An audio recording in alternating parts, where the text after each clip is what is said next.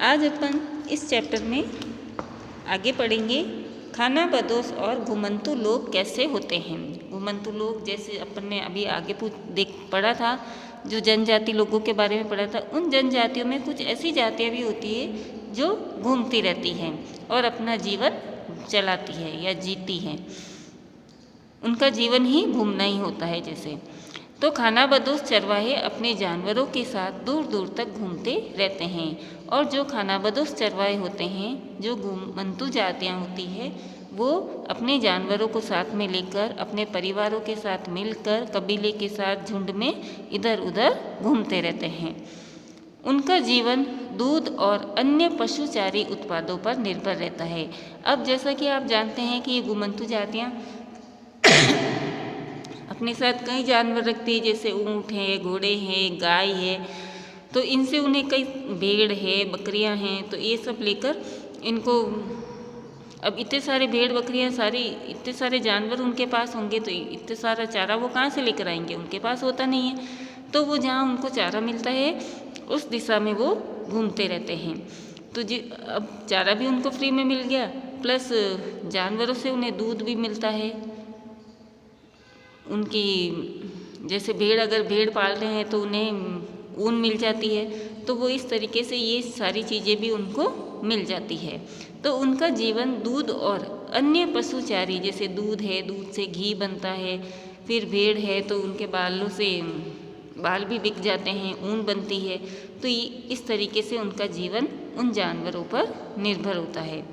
वे खेतीहर गृहस्थों से अनाज, कपड़े, बर्तन और ऐसी ही चीज़ों के लिए ऊन, घी इत्यादि का विनिमय भी करते हैं। अब जैसे उनके पास दूध है, घी है, भेड़ों के बाल है, तो वो क्या करते हैं कि जो खेतीहर मजदूर है, जो खेती करके रहते हैं, उन किसानों को वो क्या करते हैं, ये सारी चीज़ें बेच देते हैं और उन किसानों से वो अनाज ले लेते हैं, कपड़े ले लेते हैं, बर्तन ले लेते हैं। इस तरीके से ये देखो चित्र में दिखाई दे रहा है ना, ये ऊँट वाले हैं, ये अनाजों का लेन देन हो रहा है, ये अपना सामान इनको दे रहे हैं, इनका सामान ये खुद ले रहे हैं। तो अपनी आवश्यकता के अनुसार ये सामान का आदान प्रदान करते रहते हैं, जिससे उनकी आवश्यकताओं की पूर्ति हो जाती है।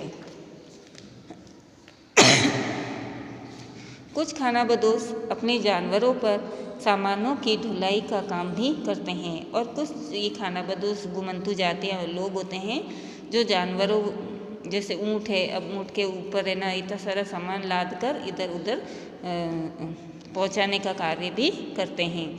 एक जगह से दूसरी जगह आते जाते वे सामानों की खरीद फरोख्त भी करते हैं, और एक स्थान से दूसरे स्थान पर जाते हुए वे सामानों को लेके भी जाते हैं, वहाँ दूसरी जगह से सामान खरीदते भी हैं। तो इस तरीके से वो सामान का खरीदते रहते हैं और बेचते रहते हैं। अब है बंजारा। बंजारे लोग अब सबसे महत्वपूर्ण व्यापारी खानाबदोश होते हैं। जो बंजारा लोग होते हैं ये भी अपने साथ कबीले के साथ ही चलते हैं और सामान को दूसरी जगह से खरीदते हैं और आगे जाकर कहीं और बेचते हैं। तो ये भी एक व्यापारी खानाबदोश जाति है। उनका कारवा टंडा कहलाता है, और ये लोग भी ग्रुप में रहते हैं, समूह में रहते हैं, और एक साथ कई परिवार एक साथ मिलकर रहते हैं। तो ये पूरा ग्रुप क्या कहलाता है, टांडा कहलाता है।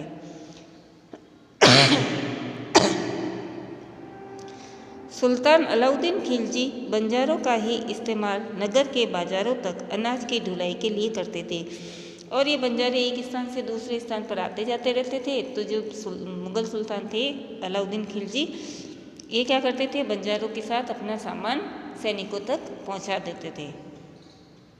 बादशाह जहांगीर ने अपने संस्मरणों में लिखा है कि बंजारे विभिन्न इलाकों से अपने बैलों पर अनाज ले जाकर शहरों में बेचते थे।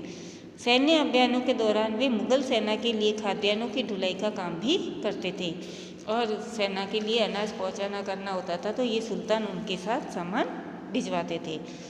किसी भी विशाल सेना के लिए 1 लाख बैल अनाज ढोते होंगे, और विशाल बड़ी बड़ी सेनाएं होती थी जिसमें लाखों सैनिक होते थे। उन सब के लिए अनाज वगैरह कौन पहुंचाने का काम करता था, बंजारी लोग करते थे।